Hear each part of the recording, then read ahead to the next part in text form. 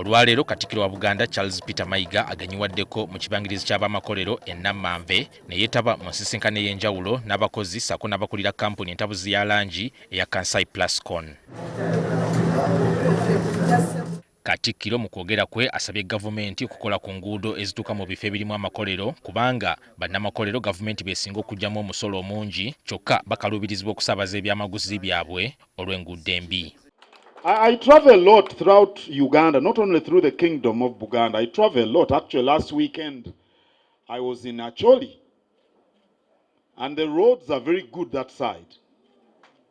And even within Gulu town itself, the roads are being paved right now. Very good, because the people of Gulu need good roads.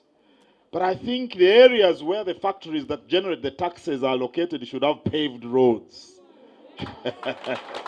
Bw'abadde ayogerako eri abakozi, Katikkiro abasabye okukola n'obwesimbu mu bitongole gye bakolera kubanga ebbula ly'emirimu buli lukya lyeyongera okukula. Okola tofaayo, kampuni bw'egwa era gw'ojja okusooka okudda ewamu ekyamusansala. Naye kampuni bw'ogitwala ng'eyo n'okola n'omutima gwo gwonna, kampuni ekula. Naawe omulimu n'ogukuuma. Yakulira kampuni ya Kansai Plascon Santosh Gumte asabye bamusigansimbi banne okwongera okwettanira okuwa bannayuganda emirimu bakendeeze ku kizibu ky'ebbula ly'emirimu ekiriwo mu ggwanga. And they should also employ more Ugandans. And one, the cost, hiring an expat, work permit and all is always very expensive. Hiring local Ugandans is definitely, it saves all those extra costs. So it also is an efficiency in the operation that we have been able to build in.